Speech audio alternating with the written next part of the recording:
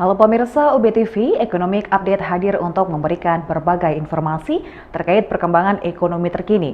Bersama saya, Belinda Amanda, yang akan menemani Anda selama 30 menit ke depan.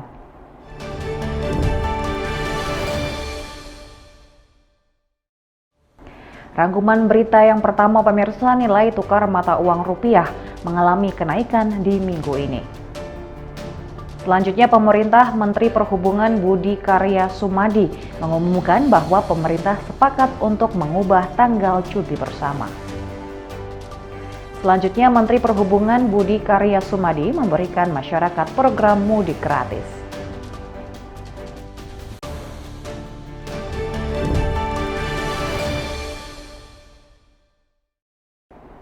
Memasuki berita yang pertama pemirsa, per 28 Maret 2023, nilai tukar mata uang mengalami kenaikan. Berikut ini catatan sepekan di minggu kelima bulan Maret. Pada 21 Maret 2023, kurs jual senilai Rp15.448 dan nilai tukar mata uang senilai Rp15.295. Pada 24 Maret, kurs jual senilai Rp15.425 dan nilai tukar mata uang senilai Rp15.272. Pada 27 Maret, kurs jual senilai Rp15.264 dan nilai tukar mata uang senilai Rp15.113. Pada 28 Maret, kurs jual senilai Rp15.249 dan nilai tukar mata uang senilai Rp15.098.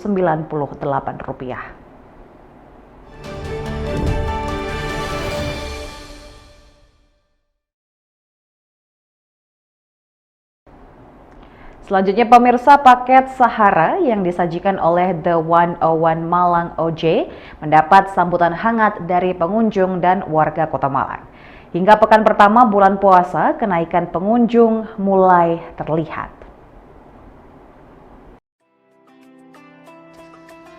Paket Sahara yang disajikan oleh The 101 Malang OJ mendapat sambutan hangat dari pengunjung dan warga Kota Malang. Hingga pekan pertama bulan puasa, kenaikan pengunjung mulai terasa. Kenaikan signifikan akan terjadi pada pekan 2 hingga akhir bulan Ramadan. Hotel Malang OJ menyajikan menu Maroko dan menu Nusantara sebagai andalan selama bulan Ramadan. Selain itu juga terdapat menu ringan dan jajanan lokal seperti aneka gorengan, seblak, kue kecil sebagai kudapan saat berbuka puasa. Konsep di Hotel The 101 Malang OJ sendiri kita bertemakan itu Sahara, sajian khas Ramadan, dan juga dibalut oleh vibe-nya nuansa Maroko sih. Beberapa makanan juga ada di kayak Middle East gitu sih, kayak kebab, kayak beberapa makanan yang disajikan dengan masakan Nusantara, dipadukan sedikit juga dari masakan di Timur Tengah seperti itu. Oke, lalu untuk tingkat animo pengunjung saat bulan Ramadan seperti apa? Oke, untuk tingkat animo sendiri untuk buka puasa memang H+1 sampai H+7 itu berkaca di tahun-tahun sebelumnya.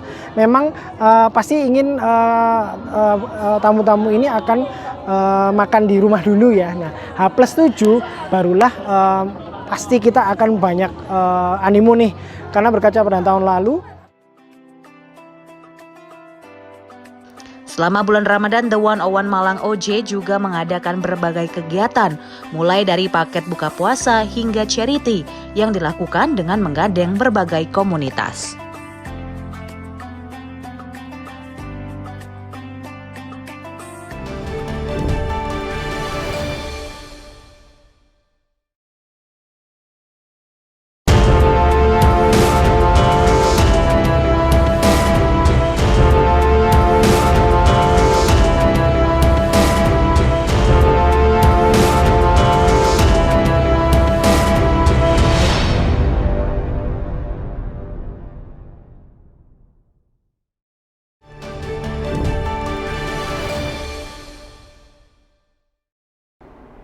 Terima kasih pemirsa, masih bersama Economic Update.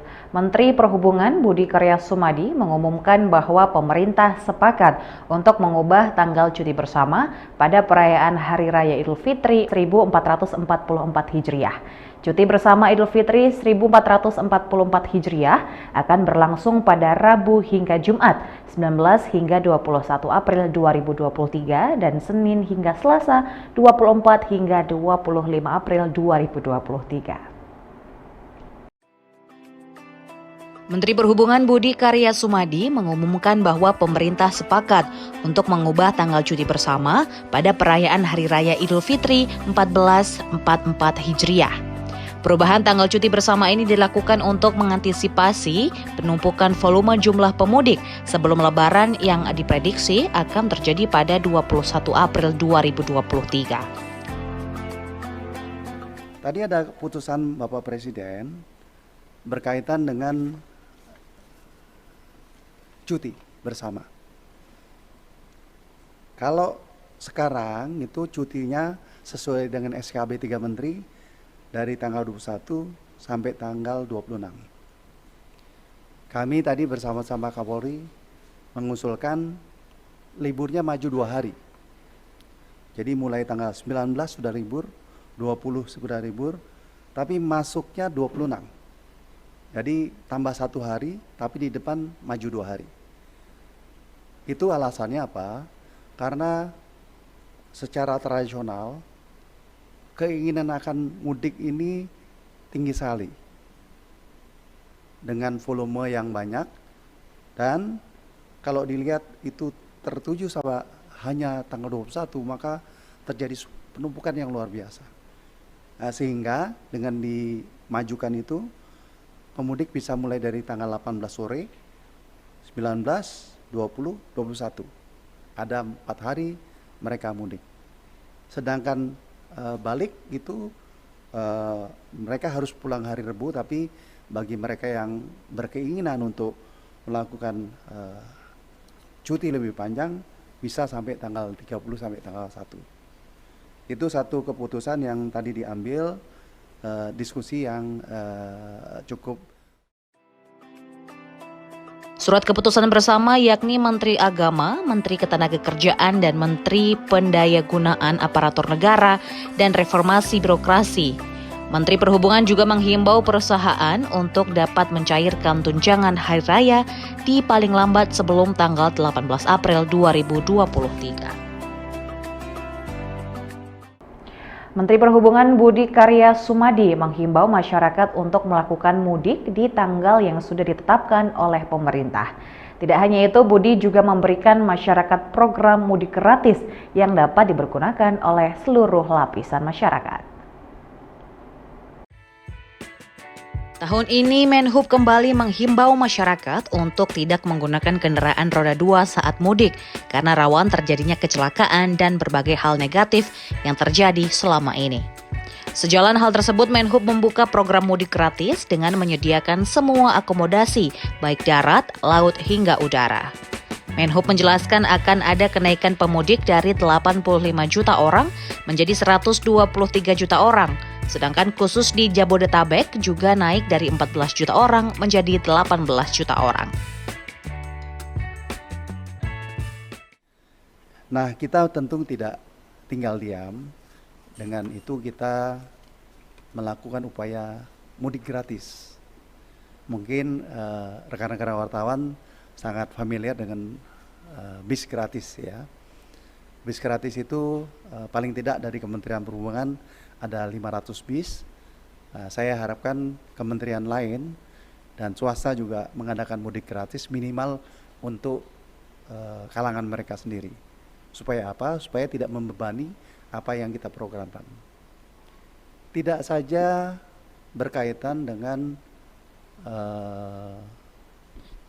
bis, kita juga menggunakan kereta api, menggunakan kapal. Kalau kapal itu dari Jakarta ke Semarang. Pembukaannya sudah dilakukan, bis memang sangat populer dan berapapun yang kita sediakan habis. Kapal kami mohon sosialisasi dari rekan wartawan. Kita akan lakukan H-5 dari Priok menuju Semarang. Paling tidak mereka yang pun menggunakan sepeda motor sudah saving kira-kira 8 jam tidak menggunakan motor setelah Semarang, bisa ke Klaten, bisa ke Salatiga dan sebagainya. Nah, kami juga mencatat bahwa asal mereka mudik itu paling banyak dari Jawa Timur. Tetapi tujuan paling banyak itu Jawa Tengah. Menurut data yang disampaikan oleh Kementerian Perhubungan, asal pemudik terbanyak berasal dari Jawa Timur, sedangkan tujuan terbanyak terdapat di Provinsi Jawa Tengah. Pemudik ini menyebar dengan berbagai transportasi, mulai dari laut, darat, dan udara. Untuk jalur udara, kereta api, dan laut, khusus untuk darat, perlu pengelolaan yang lebih detail. Alasannya, 22% pemudik yang sebesar 123 juta orang tersebut akan menggunakan mobil, sedangkan 20% akan menggunakan motor. Pemirsa, menjelang Hari Raya Idul Fitri, tunjangan Hari Raya atau THR menjadi hal yang ditunggu-tunggu oleh para pekerja. Untuk tahun ini, Kementerian Ketenagakerjaan belum merilis aturan mengenai pemberian THR. Namun, jika merujuk pada aturan tahun lalu, pengusaha wajib memberikan THR kepada para pekerja. Dalam surat edaran nomor M-HK04-4/2022 tentang pelaksanaan pemberian tunjangan Hari Raya Keagamaan tahun 2022 bagi pekerja, buruh di perusahaan diwajibkan untuk membayar THR paling lambat 7 hari sebelum Hari Raya Keagamaan. Bahkan untuk perusahaan yang mampu, dihimbau untuk membayar THR lebih awal sebelum batas waktu tersebut. THR diberikan kepada pekerja atau buruh yang sudah bekerja di perusahaan minimal 1 bulan atau lebih, serta pekerja yang memiliki perjanjian hubungan kerja dengan pengusaha selama paruh waktu tertentu ataupun tidak tentu. Untuk pekerja atau buruh yang memiliki masa kerja 12 bulan atau lebih, diberikan THR sebesar gaji 1 bulan. Sedangkan untuk pekerja atau buruh yang masa kerjanya kurang dari 12 bulan, THR diberikan secara proporsional sesuai perhitungan berapa bulan masa kerja dibagi 12 bulan dan dikali besaran gaji 1 bulan. Besaran gaji 1 bulan untuk pekerja atau buruh yang memiliki perjanjian kerja harian lepas dapat dihitung berdasarkan rata-rata upah yang diterima selama 12 bulan terakhir sebelum Hari Raya Keagamaan. Hal yang sama diterapkan pada pekerja yang upahnya ditetapkan berdasarkan satuan hasil.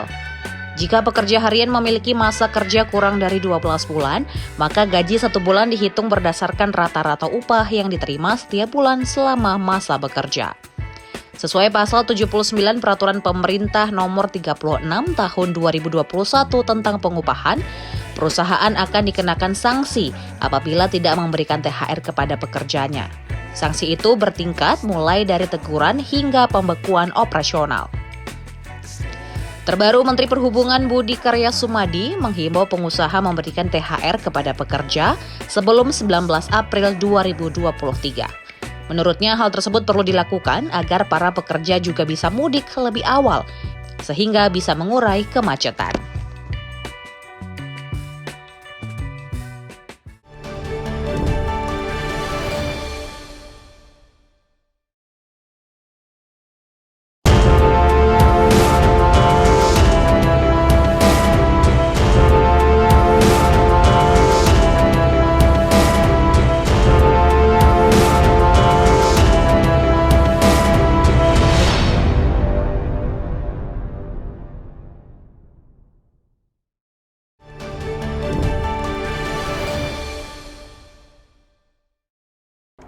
Terima kasih pemirsa masih bersama kami. Pemirsa, PT Pegadaian saat ini terus melakukan transformasi agar selalu menjadi BUMN yang mampu mencetak laba. Transformasi tersebut sudah menunjukkan hasil dengan pencapaian laba pada tahun 2022 mencapai 3,2 triliun rupiah. Laba tersebut dihasilkan dari berbagai produk dan layanan pegadaian yang terus berkembang. Saat ini Pegadaian tidak hanya fokus kepada layanan gadai, namun juga memiliki layanan investasi emas sebagai salah satu produk andalan yang diminati oleh masyarakat. Investasi emas di PT Pegadaian aman dan menguntungkan, sehingga tidak mengkhawatirkan bagi masyarakat. Produk dan layanan Pegadaian juga sudah mengadopsi teknologi dan transaksi elektronik sehingga memudahkan bagi masyarakat untuk bertransaksi tanpa harus datang ke kantor Pegadaian. Pegadaian berapa? 3,2 triliun. Kita labanya T loh ya, bukan seperti BUMN lain yang masih bengek gitu. Kalau kita masih dianggap BUMN, tapi sekarang karena kita di bawah BRI, jadi kita konsolidasi dengan BRI. Kita tidak lagi tercantum di laporan kementerian untuk BUMN. Tapi kalau kita diurutkan dengan BUMN yang ada di Indonesia, kita nomor 7. Nomor 1 itu adalah Bank BRI, 51 triliun. Nomor 2 Mandiri, 41 triliun. Laba ya, ini laba ya, bukan aset. Kemudian nomor 3 Telkom.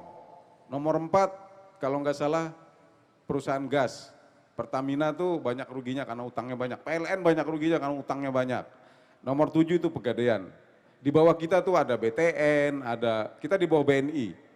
Jadi orang Pegadaian, walaupun dulu Pegadaian itu sering, pasti kalau teman-teman bertemu dengan sesama teman, mau kemana ke Pegadaian, pasti banyak yang kesannya apa ya,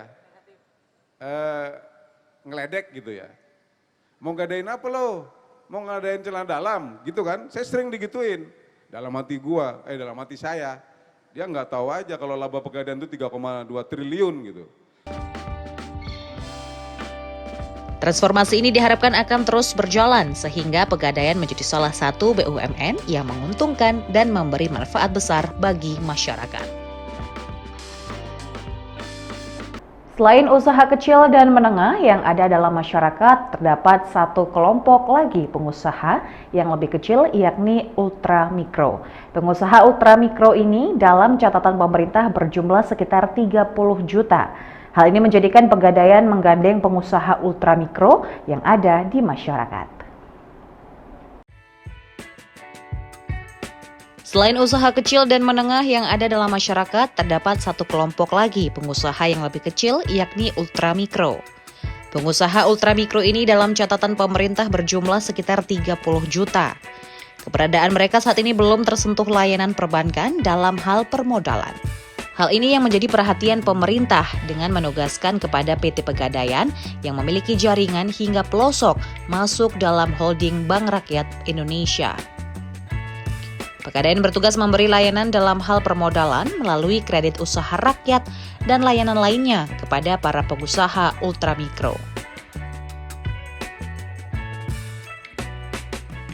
Pegadaian berubah tadinya menjadi dari Perum.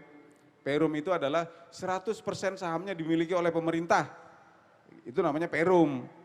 Jadi belum go public, belum IPO, belum initial public offer gitu ya. Kemudian 2012 kita berubah menjadi PT Persero sampai sekarang. Dan kemarin bulan November 2021 atas kehendak pemerintah karena Pegadaian itu identik dengan hajat hidup orang banyak, mengayomi masyarakat menengah ke bawah, kita di holding dijadikan satu dengan BRI. Jadi kita sekarang adalah anggota holding Bank BRI. Anak perusahaannya Bank BRI, tetapi khusus untuk ultramikronya. Jadi kalau teman-teman pernah dengar KUR enggak? Kredit usaha rakyat. Itu adalah salah satu produk dari KUR. Ultramikro, pemerintah itu, Jokowi, masih ada 30 juta orang pengusaha kita yang belum bankable, belum terakses kepada bank. Itulah yang menjadi ditugaskan kepada Pegadaian dan BRI untuk memberikan modal kerja kepada mereka. Layanan ini diharapkan dapat membuat pengusaha ultramikro mendapat permodalan yang cepat dan murah sesuai dengan profil usaha mereka.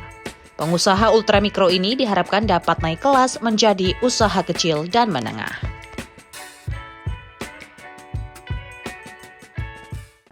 Terima kasih pemirsa, Anda sudah menyaksikan Economic Update pekan ini. Terus update berita ekonomi terkini hanya di UB TV. Saya Belinda Amanda, pamit, sampai jumpa.